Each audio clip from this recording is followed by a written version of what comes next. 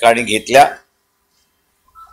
त्यामध्ये आम्ही असणारा पहिली भूमिका जी घेतली ती म्हणजे काँग्रेस पक्षाचे जे अध्यक्ष आहेत खरगेजी त्यांना पत्र लिहिलं की मावियामध्ये तुम्हाला ज्या जागा देतील त्याच्यापैकी 7 जागांवरती आम्ही तुम्हाला पाठिंबा देत आहोत। 2 जागांवरती आम्ही असणारा पाठिंबा त्या ठिकाणी जाहीर केलेला आहे। एक कोल्हापूर आणि दुसरं असणारा नागपूर।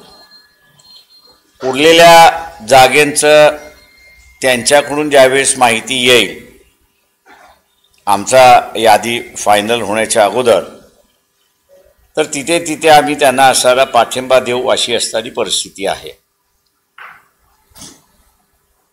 या सगळ्या गोंधळामध्ये लक्षात घेता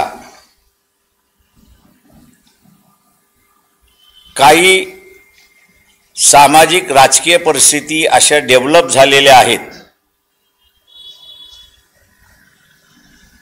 की ज्याच्यामध्ये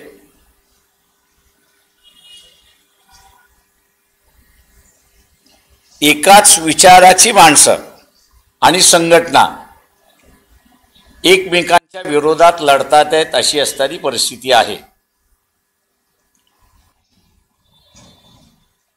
14-16 मतदारसंघ अशी आहेत की ज्या मतदारसंघामध्ये ही परिस्थिती आहे। दुसरं आम्ही जे म्हणत होतो की ज्या याद्या ज्या समझोता होणार आहे आणि जिथे समझोता होणार नाही अशी जी परिस्थिती आहे, जो पक्ष लढतोय त्याच पक्षाचं अस्तित्व आहे, उरलेल्या 2 पक्षांचं अस्तित्व नाही अशी असणारी परिस्थिती आहे। आणि त्याचं कारण गेले 20-25 वर्ष हे सातत्याने युतीच्या राजकारणामध्ये लढत आहेत आणि म्हणून जिथे काँग्रेस लढली असेल, जिथे NCP लढली असेल तिथेच यांचं अस्तित्व आहे आणि ज्या लोकसभेच्या मतदारसंघामध्ये हे लढलेले नाहीत त्याच ठिकाणी यांचं असणारं अस्तित्व नाही अशी असणारी परिस्थिती आहे। तीच परिस्थिती आपल्याला असणारा सेना आणि BJP मध्ये त्या ठिकाणी दिसते। ज्या ठिकाणी सेना गेले 20-25 लढत आलेली आहेत तेच मतदारसंघ ते मागत आहेत। ज्या मतदारसंघामध्ये ते लढलेले नाहीत त्या मतदारसंघामध्ये त्यांची ताकद नाहीत म्हणून असणारा उमेदवारी मागत नाहीत अशी असणारी परिस्थिती आहे। भारतीय जनता पक्षावरनं मला वाटतं ही परिस्थिती स्पष्ट होते अशी असणारी परिस्थिती आहे। भारतीय जनता पक्षामध्ये जी चर्चा चालू आहे आणि लोकही विचारतात आहेत की एवढे सगळ्या संघटनांची लोक घेण्याची त्यांना गरज काही आहे। त्यांची सुद्धा अवस्था तीच आहे की ज्या मतदारसंघामध्ये ते लढत आहेत किंवा लढत आलेले आहेत त्या मतदारसंघामध्ये त्यांचं प्राबल्य आहे, पण ज्या मतदारसंघामध्ये ते लढलेले नाहीत त्या मतदारसंघामध्ये त्यांचं प्राबल्य नाही अशी असणारी परिस्थिती आहे। आणि म्हणून ते प्राबल्य आपल्याला मिळावं म्हणून उमेदवार पळवण्याचा भाग चाललाय। काही पक्ष फोडून आपल्यामध्ये सामील करण्याचा भाग चाललाय आणि लेटेस्ट आपण असं जर पाहिलं तर मनसे सारख्या संघटनेला सुद्धा भारतीय जनता पक्ष आपल्यामध्ये समावेश करून घ्यायचा किंवा ॲडजस्टमेंट करून घेण्याचा प्रयत्न त्या ठिकाणी चाललेला आहे। मी एकच या ठिकाणी मानतोय हे जेवढे पक्ष लढतात आहेत त्यांचे त्याच मतदारसंघामधली असणारी ताकद आहे, उरलेल्या मतदारसंघामधली त्यांची असणारी ताकद नाही अशी परिस्थिती आहे। आणि म्हणून आम्ही त्यांना म्हणालो होतो की वंचित बहुजन आघाडी हे कॅटलिस्ट म्हणून असणारा रोल त्या ठिकाणी प्ले करू शकते आणि ट्रेडिशनली जे आपण लढत आलेला आहात त्याचा असणारा फेर मांडणी जर आपण केली तर आपल्याला असणारा रिझल्ट फार चांगल्या पद्धतीने येतील अशी परिस्थिती आहे। पण दुर्दैवाने 2 गोष्टींचा असणारा अडचण आहे असं मी त्या ठिकाणी मानतो। एक म्हणजे प्रस्थापितांचं राजकारण आणि वंचितांचं विस्थापिताचं राजकारण. आम्ही असं म्हणत होतो की प्रस्थापित आणि विस्थापित यांचा समन्वय आपण असताना ह्या इलेक्शनमध्ये करूया, परंतु त्याला या तिन्ही पक्षांचा नाकार होता आणि म्हणून आम्ही असताना त्या ठिकाणी जाणार कसं, म्हणजे बाहेर पडणार कसं, या दृष्टीने आम्ही तुम्हाला 2 किंवा 3च जागा देतो अशी असणारी परिस्थिती त्या ठिकाणी सुरुवात केली. दुसरी जी वंचितची असणारी ह्या तिघा पक्षांना अडचण जी होती ती माझ्या अंदाजानं मुंबईच्या सभेमध्ये असणारं जाहीर आपल्या सगळ्यांना असणारं दिसलं की आमचं मोदीशी भांडण नाही, अदृश्यशक्तीशी असणारं भांडण आहे. इलेक्शनमध्ये जो पक्ष आहे त्या पक्षाला तुम्हाला अंगावरती घ्यावं लागतं, त्याला टीकेचं असणारं शस्त्र तुम्हाला करावं लागतं आणि त्याचे असणारे 10 वर्षाचं कारोबार जो आहे तो लोकांसमोर कसा हितकारक नाही हे मांडणं त्या ठिकाणी असणारं आहे, आपण बघितलंय. आणि म्हणून त्या सभेमध्ये मी अनेक गोष्टी त्या ठिकाणी मांडू शकतो आणि त्याच्यामुळे अडचण होऊ शकेल म्हणून मला फक्त 5च मिनटं त्या ठिकाणी दिली. मला त्याच्याबद्दल म्हणणं नाही, ती राहुल गांधीची सभा होती आणि राहुल गांधीला अधिक वेळ मिळाला पाहिजे होता याची मला जाणीव आहे. वंचितची 2 ठिकाणची असणारी अडचण जी आहे, एक की भारतीय जनता पक्ष, RSS आणि मोदी यांना सरळ सरळ अंगावरती घेण्याची ताकद आहे, ती पूर्णपणे अडचणीची होती एक भाग. आणि दुसरा भाग, जर विस्थापितांची सत्ता किंवा विस्थापितांना सत्तेमध्ये सहभाग करून घ्यायचा, हा प्रस्थापितांचा विरोध कायम राहिलेला आहे. आणि ह्या प्रस्थापितांनी काँग्रेस पक्ष ताब्यात घेतलेला आहे, BJP सुद्धा ताब्यात घेतलेली आहे, NCP सुद्धा ताब्यात घेतलेली आहे आणि शिवसेना सुद्धा ताब्यात घेतलेली अशी असणारी परिस्थिती आहे. आणि म्हणून यांचे निवडून आलेले आमदार आणि खासदार आपण बघितले तर हे एकमेकांशी निगडीत आहेत अशी असणारी परिस्थिती आहे. ज्या उमेदवारांची नावं 4 मतदारसंघामध्ये आम्ही आपल्याला वाचून ओळख करून दिलेली आहे, हे सगळे विस्थापित समूहातलेच उमेदवार आहेत. आमचा आग्रह असा होता की ह्या विस्थापितांना आपण बरोबर घेऊन त्या ठिकाणी सत्तेमध्ये गेलं पाहिजे, पण दुर्दैवाने आमची असणारी कन्सेप्ट ही मान्य तर झालीच नाही, पण त्यांच्यामधली भांडणं मिटली नाहीत अशी असणारी परिस्थिती आहे. इलेक्शन जवळ आलं आणि म्हणून आम्ही जी तयारी केली होती त्या तयारीच्या जोरावरती आम्ही आता असणारा या इलेक्शनमध्ये एक आघाडी म्हणून असणारा आम्ही त्या ठिकाणी उभं राहतो आणि महाराष्ट्रातले असणारे अनेक मतदारसंघ हे आम्ही लढवणार, हे आम्ही असणारं जाहीर करतो. या ठिकाणी आमचा जो मेन मुद्दा राहणार आहे या इलेक्शनमधला तो म्हणजे हा जो इलेक्टोरल बॉन्ड आहे. आम्ही म्हणत नाही आहोत, पण फायनान्स मिनिस्टर यांचे यजमान जे आहेत तेच म्हणतात आहेत की हा जगातला सगळ्यात मोठा असणारा फ्रॉड आहे. दुसरा, काही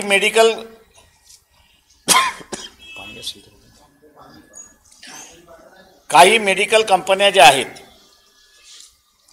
ज्यांच्या औषधं बॅन केली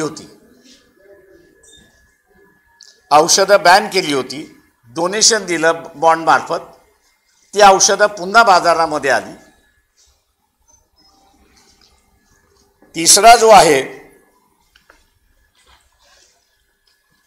तो त्या ठिकाणचा आहे की हुकुमशहाला असणारा या ठिकाणी जन्म दिला जातोय आणि त्याच्यावरचा असणारा शिक्कामोर्बत आता असणारा सुप्रीम कोर्टाने नोटबंदीच्या संदर्भात केला आहे की जिथे फायनान्स मिनिस्टरला सुद्धा ह्याची जाणीव नव्हती आणि एका दृष्टीने हा इल्लीगल डिसिजन आहे असं सुप्रीम कोर्टाने त्या ठिकाणी मांडलेलं आहे. तो इल्लीगल डिसिजन असल्यामुळे पुन्हा ज्या जुना नोटा आहेत त्या चलनात येणार की न येणार याचाही इश्यू त्या ठिकाणचा आहे. नॅशनल इश्यूज म्हणून आम्ही असणारं या ठिकाणी लढणार आहोत आणि त्याच्याचबरोबर ओबीसींचा असणारा जो लढा आहे की आमचं आरक्षण हे वाचलं पाहिजे, वेगळं असलं पाहिजे, त्या दृष्टीने आमची असणारी वाटचाल या ठिकाणी राहणार आहेत. ही आणि स्थानिक इश्यू घेऊन आम्ही असणाऱ्या इलेक्शनमध्ये सामोरे जाणार आहोत. माझं या 4 मतदारसंघातलं पहिलं असेसमेंट मी आपल्याला असणारं या ठिकाणी मांडतोय. मी मांडतोय ते आपल्याला सगळ्यांना असणारं आश्चर्य वाटेल, पण प्रचार जसा वाढत जाईल तसं आपल्याला लक्षात येईल की या 4 मतदारसंघातली लढाई जी आहे ही स्टेट्स सरळ भारतीय जनता पक्ष आणि वंचित बहुजन आघाडी यांच्यामध्येच त्या ठिकाणी होणार आहे. कारण का 2 मतदारसंघातले उमेदवार जे आहेत ते लढण्यासाठी रिलक्टंट होते. कोणाला तरी उभं करायचं म्हणून असणारं त्या ठिकाणी उभं केलेलं अशी परिस्थिती आहे. त्याच्यामुळे ही परिस्थिती उरलेल्या मतदारसंघात सुद्धा डेव्हलप होईल असे आम्ही त्या ठिकाणी मानतोय.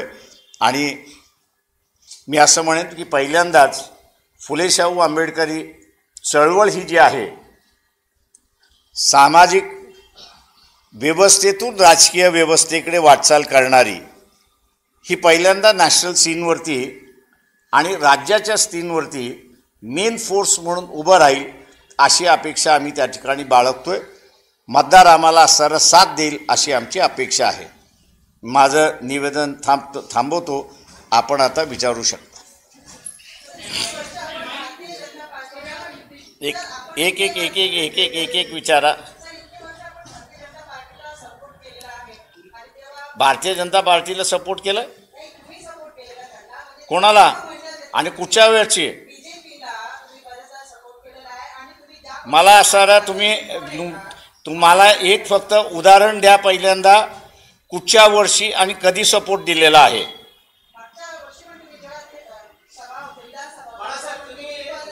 मला असणारं तुम्ही माझं स्टेटमेंट द्यायचं कुठल्या दिवसाचं आहे, कुठल्या वर्तमानपत्रामध्ये आले, कुठल्या चॅनलमध्ये आलेलं आहे की आम्ही BJPला पाठिंबा दिला आहे म्हणून. त्याच्यामुळे उगीचंच बिनबुडाचं म्हणणं चॅनलवरती आपण रिपोर्टर असल्यामुळे आपल्या रिपोर्टरपणाचा दुरुपयोग करू नका, एवढा माझा सल्ला आहे आपल्याला.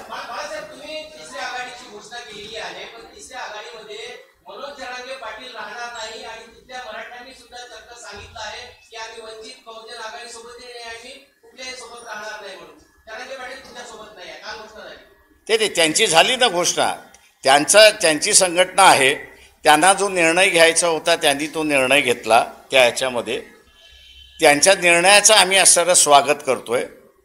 त्याच्यामुळे ते आहेत की न आहेत याच्याशी आम्ही असणारं हे करत नाही आहोत. एक पक्ष म्हणून आमची भूमिका आम्ही जाहीर केली. त्यांनी एका काळी व्यक्त केलं की आम्हाला असणारा राजकीय भूमिका घ्यायची आहे आणि राजकीय भूमिका घेत असल्यामुळे आम्ही सकल मराठा जिल्ह्यामधल्या समित्या ज्या आहेत त्यांचं ओपिनियन घेऊ. त्यांनी असं म्हटलं की आपण या इलेक्शनमध्ये भाग घ्यायचा तर आम्ही घेऊ, नाही घ्यायचा म्हटलं तर नाही घेऊ. त्यांनी त्यांच्या संघटनेची भूमिका घेतली, त्याच्यामुळे आम्हाला फरक पडत नाही त्याच्यामध्ये.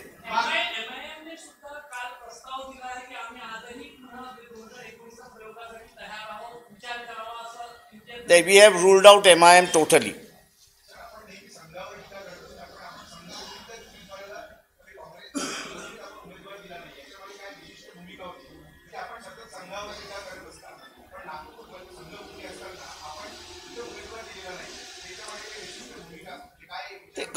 आम्ही जे काँग्रेस पक्षाला अगोदर पत्र लिहिलं होतं पाठिंब्याचं, त्याच्यामध्ये त्यांनी असणारं आम्हाला जी 2 नावं कळवली त्या 2 उमेदवारांना आम्ही असणारा पाठिंबा त्या ठिकाणी दिला आहे. त्यांनी मागितला, आम्ही दिला. काँग्रेस पक्षाने आमच्या उमेदवाराला पाठिंबा द्या असं सांगितलं आणि आम्ही त्यांना पाठिंबा दिला कोल्हापूरमध्ये आणि नागपूरमध्ये. आज त्यांनी कळवलं तर आम्ही त्याचा विचार करू.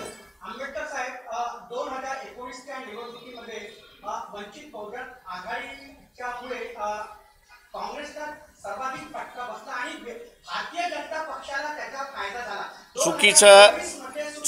चुकीचं आपण असं म्हणताय. आपला अभ्यास जरा कमी आहे. मी आपल्याला करेक्ट करतो की काँग्रेसच्या उमेदवारामुळे वंचित बहुजन आघाडीचे 8 उमेदवार, ऐकून घ्या. आता तुमचं झालं ना, तुम्ही प्रचाराचा मुद्दा असणारा तुम्ही टीव्हीच्या माध्यमातून करू नका म्हणून तुम्हाला असणारा सांगतोय. म्हणून ऐका. आता ऐका जरा. झालं ना तुमचं बोलून झालं ना. रिपोर्टर म्हणून राहा, कोणाचा असणारा स्पोक्सपर्सन म्हणून राहू नका, ही माझी विनंती आहे. आम्ही मागच्या वेळेस हे का नाही म्हणालात की काँग्रेस पक्षाला NCPला की तुम्ही 12 ठिकाणी 5 वेळा हारलेलात कंटिन्युअसली. त्या कंटिन्युअसली हारलेल्या 12 जागेंमधनं तुम्ही आम्हाला उमेदवार द्या. हे नॅरेटिव्ह का नाही तुम्ही रिपीट करत? ऐकून घ्या आता जरा प्लीज. स्पोक्सपर्सन म्हणून नका बोलत जाऊ. आता आम्हाला बोलू द्या. 12 जागेपैकी हारलेल्यांपैकी एकही जागा काँग्रेस पक्ष आणि NCP त्यावेळेस सोडायला तयार नव्हती. पक्ष म्हणून आम्हाला इलेक्शन लढल्या पाहिजेत. आणि आमचा असा आरोप आहे की आमच्या 8 जागा या काँग्रेस आणि NCPमुळे पडल्या. आम्हाला असणाऱ्या त्या 8 जागेमध्ये हिंदू मतं मिळाली, मुस्लिम मतं जी आहेत ती काँग्रेसने आणि NCPने ब्लॉक केली. ती मुस्लिम मतं जर आम्हाला मिळाली असती तर आम्ही 8 जागेमध्ये विजयी असतो. हे अनेक आकड्यांवरनं सिद्ध झालेलं आहे. पण दुर्दैवाने काही जण त्याला मान्य करायला तयार नाहीत. त्यांचं आमचं दुर्दैव आहे त्या ठिकाणी. आता लोक जेवढे निवडून देतील तेवढे आम्ही स्वीकारू.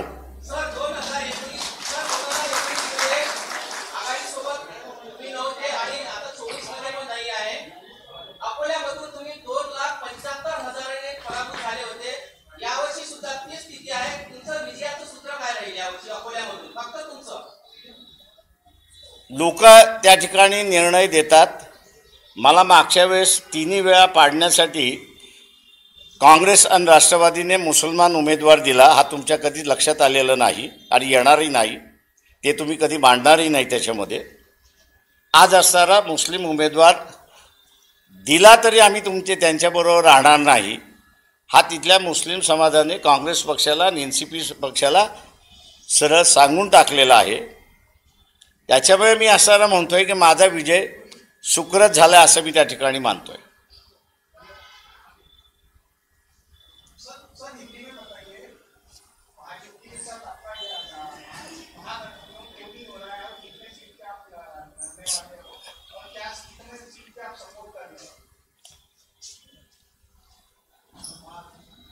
महाविकास आघाड़ी जो है,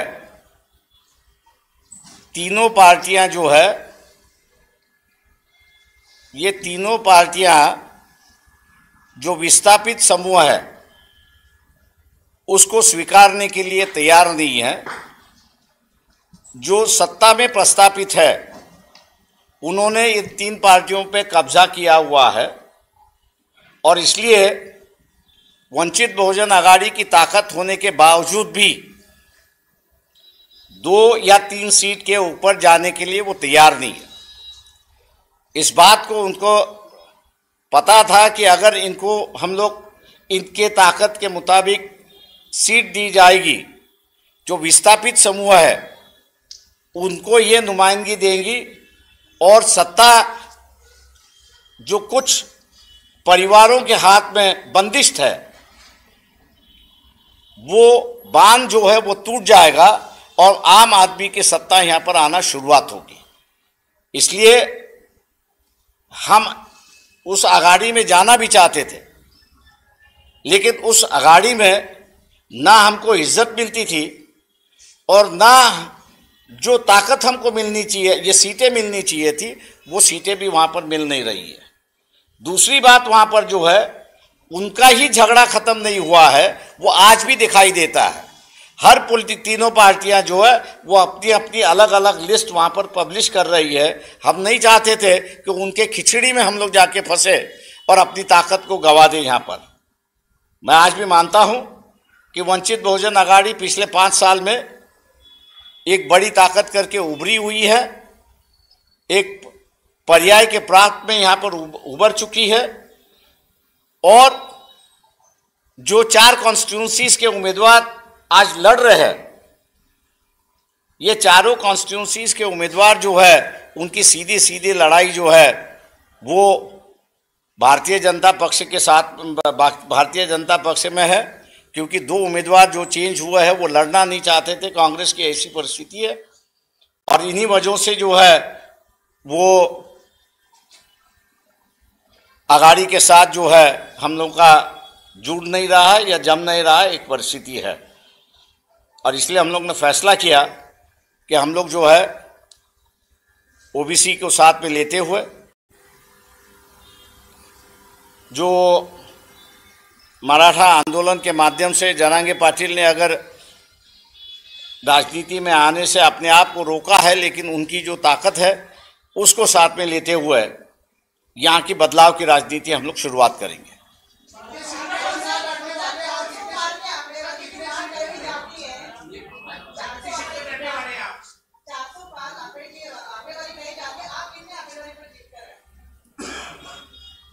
भैया मैं जुगाड़ नहीं खेलता हूँ। जो जुगाड़ करते हैं वो आंकड़ेवारी की बात करते हैं। जो इलेक्शन लड़ते हैं वो लोगों पर तय करते हैं कि इनको कितना सीट देना है, कितना नहीं देना है। तो हम लोगों पर भरोसा करते हैं।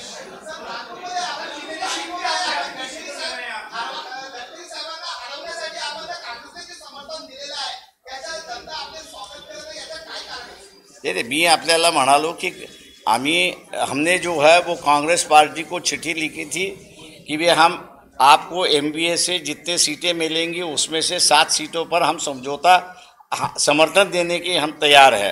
कांग्रेस ने हमको 2 सीटों का बता दिया था कि कोल्हापुर की और नागपुर के सीट पर आप समर्थन दीजिए। हमने कांग्रेस दोनों का समर्थन दे दिया है। आप उसमें कौन हारेगा कौन जीतेगा उससे मुझे कोई मतलब नहीं है।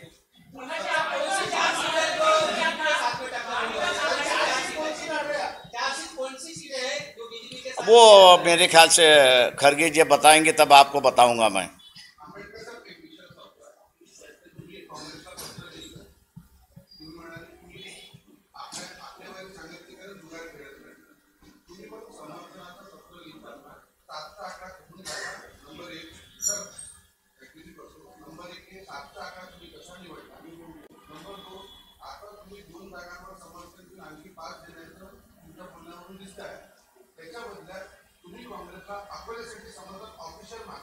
अजिबात नाही।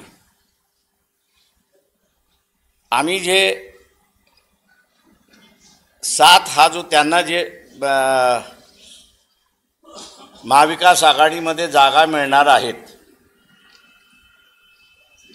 त्या जागेपैकी त्यांनी जर व्यवस्थित ॲनालिसिस केलं तर आम्हाला असं दिसलं होतं की आम्ही त्यांना असं जिंकण्यामध्ये मदत करू शकतो मताच्या स्वरूपामध्ये, आणि म्हणून आम्ही असं 7 जागा त्यांना असं कळवल्या होत्या।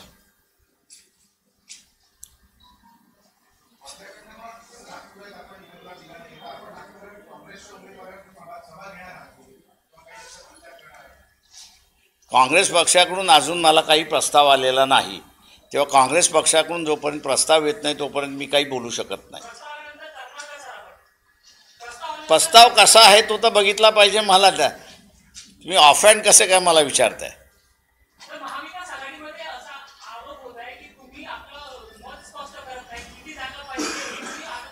मी आताही तुम्हाला असं सांगितलं की महाविकास आघाडीमधली भांडणं अजून मिटलेली नाहीत।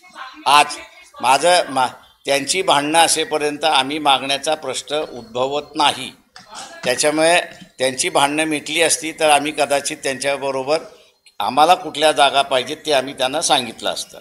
आणि आम्ही एक असणारा यादी त्यांना दिली होती की ते ज्यावेळेस आम्हाला युतीमध्ये घ्यायलाच तयार नव्हते त्यावेळेस 48 जागेपैकी आम्ही 27 जागा या कशा कशा पद्धतीने बांधलेल्या आहेत आणि आमची किती तयारी झालेली आहे त्याची यादी आम्ही त्यांना दिली. आणि आम्ही त्याच्यामधनं म्हणालो होतो या 27 पैकी तुम्ही किती आम्हाला जागा ह्याच्यातलं देत आहे ते आम्हाला सांगा. त्यांनी आम्हाला कम्युनिकेट केलेलं नाही.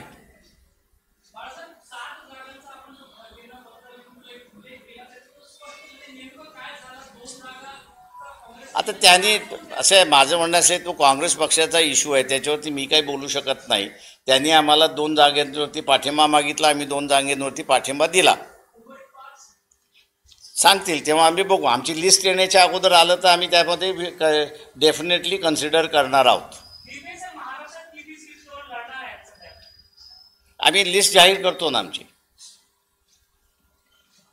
अमरावतीमध्ये लाखोच्या संख्येने तुमची सभा झालेली होती मोठ्या प्रमाणात आणि महाराष्ट्रामध्ये ती सभा मोठी होती तरी पण तिथे स्थानिक उमेदवारांना तुम्ही स्थान दिलं नसल्यामुळे तिथे वंचित बहुजन आघाडीचे कार्यकर्ता नाराज आहे.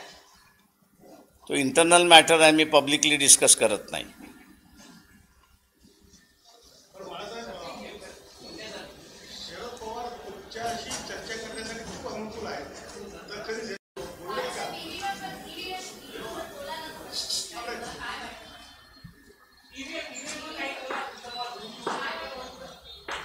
मी एवढं म्हणणार आहे की जे उमेदवार आहेत त्या सगळ्या उमेदवारांनी ह्या 4 गोष्टी केल्या पाहिजेत. एक म्हणजे भारत हेवी इलेक्ट्रिकल आणि इलेक्ट्रॉनिक कॉर्पोरेशन ऑफ इंडिया यांचे जे अधिकारी येणार आहेत रिटर्निंग ऑफिसरला पहिल्यांदा त्यांनी विचारलं पाहिजे की यांची अपॉइंटमेंट कोणी केलेली आहे. ते EVM सांभाळण्यासाठी त्यांची अपॉइंटमेंट कोणी केलेली आहे. इलेक्शन कमिशननी केलेली आहे की त्यांची अपॉइंटमेंट या 2 कॉर्पोरेशन ज्या आहेत त्या कॉर्पोरेशननी केलेली आहे.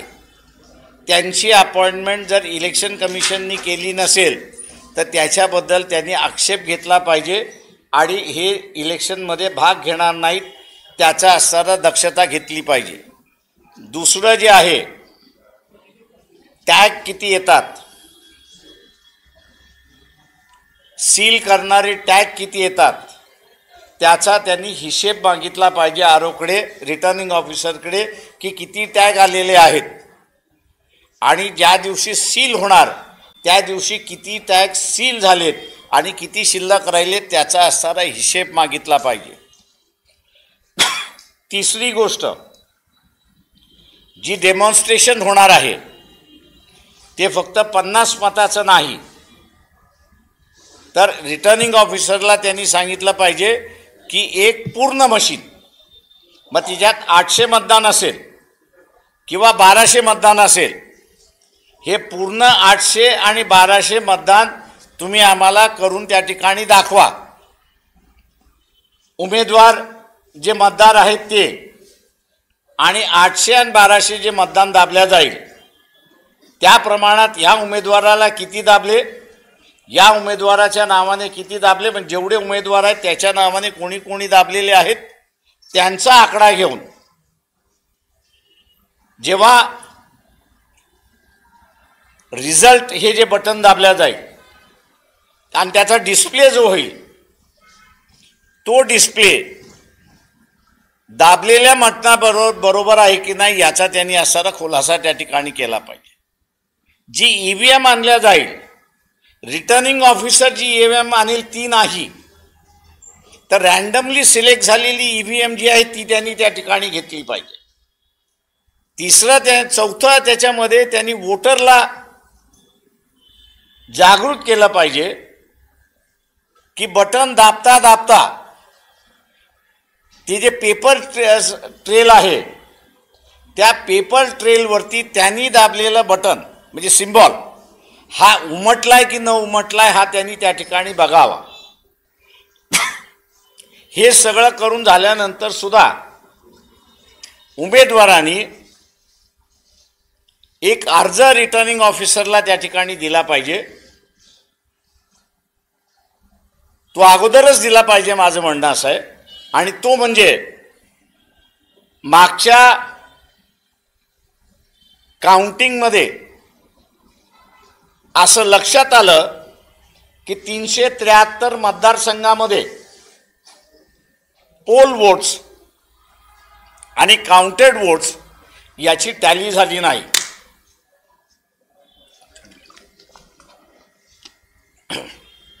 याची टॅली झाली नाही. कायदा असं म्हणतो की पोल वोट्स आणि काउंटेड वोट्स याची टॅली झाल्याशिवाय रिझल्ट डिक्लेअर करता येत नाही. आणि म्हणून सगळ्या उमेदवारांनी रिकाउंटिंगचा अर्ज अगोदरच त्या ठिकाणी दाखल केला पाहिजे की पोल वोट्स आणि काउंटेड वोट्स याची टॅली झाली नाही तर त्यांनी असणारा पेपर ट्रेल याची काउंटिंग मागणी केली पाहिजे. पार्लमेंटने मंजूर केलेला कायदा कंडक्ट ऑफ इलेक्शन पोल्स 1960 या कायद्यानुसार पार्लमेंटच असं म्हणत आहे की ईव्हीएम मधला एक निकाल आणि पेपर ट्रेल मधला एक निकाल हे दोन वेगवेगळे असतील तर पेपर ट्रेलचा निकाल हा फायनल मांडावा हा पार्लमेंटने कायद्याने त्या ठिकाणी केलेला आहे. याचा अर्थ पार्लमेंट सुद्धा ईव्हीएम वरती विश्वास ठेवत नाही आणि म्हणून ईव्हीएमची प्रोव्हिजन करत असताना बॅलेट पेपरची असणारी प्रोव्हिजन त्यांनी रद्द केलेली नाही हे आपण लक्षात घ्या. आणि म्हणून कॅन्डिडेटनी मी दिलेल्या सूचना जर त्या ठिकाणी तंतोतंत पाळल्या तर हेराफेरी करण्यासाठी जागा राहत नाही. कारण का बॅलेट काउंटेड आणि बॅलेट एकदा झालं की ईव्हीएम पेपर ट्रेल त्या ठिकाणी काउंटिंग होतो. ECLचे जे अधिकारी आहेत हे जर इलेक्शन कमिशनचे अधिकारी नसतील तर त्यांना ईव्हीएम हँडल करता येत नाही आणि त्यांना जर ईव्हीएम हँडल करता येत नसेल तर पुन्हा बॅलेटवरती यावं लागेल अशी असणारी परिस्थिती आहे. आणि म्हणून मग काउंटिंग ईव्हीएमचं करण्याच्या ऐवजी तिथं पेपर ट्रेलची काउंटिंग ते त्या ठिकाणी मागू शकतात अशी परिस्थिती आहे. कारण का इलेक्शन कंडक्ट करण्याचा अधिकार हा इलेक्शन कमिशनच्या अंडर असणारा जो अधिकारी आहे आणि त्याची असणारी स्पेशल ऑर्डर ही प्रेसिडेंट ऑफ इंडिया ही काढते आणि तोच इलेक्शनमध्ये असणारा भाग घेऊ शकतो, उरलेला घेऊ शकत नाही. त्याच्यामुळे भारत हेवी इलेक्ट्रिकल आणि ECL यांच्या अधिकाराची ऑर्डर ही जर प्रेसिडेंटनी काढलेली नसेल तर त्यांना इलेक्शनमध्ये भाग घेता येत नाही. हा असणारा ऑब्जेक्शनेबल मुद्दा प्रत्येक कॅन्डिडेटनी तिथे उपस्थित केला पाहिजे आणि त्याच्यावरती असणारा आरोचा निकाल त्यांनी घेतला पाहिजे.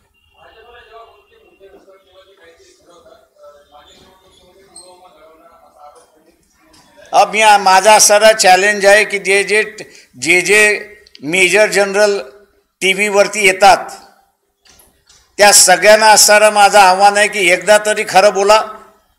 जे मेजर जनरल येतात ते की मिलिटरीतला कॉन्वॉय याच्या संदर्भातली रूल्स अँड रेग्युलेशन्स आहेत की नाही, 80चा कॉन्वॉय होऊ शकतो का, याच्याबद्दल जे रिटायर्ड मिलिटरी ऑफिसर्स येतात आहेत चॅनल्सवरती त्यांचा मला आव्हान आहे त्यांना की हे 80चा कॉन्वॉय होतो का, की कॉन्वॉय की मिलिटरीमधला सुद्धा त्याचे रूल्स अँड रेग्युलेशन्स आहेत.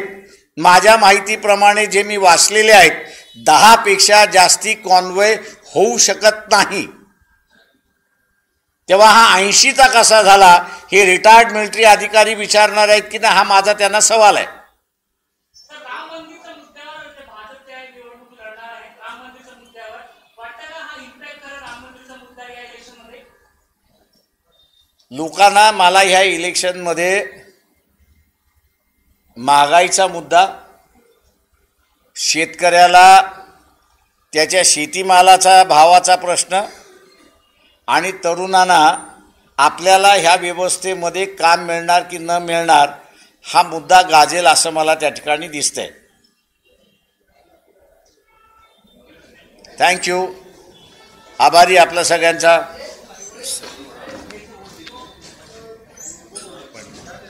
निघतो.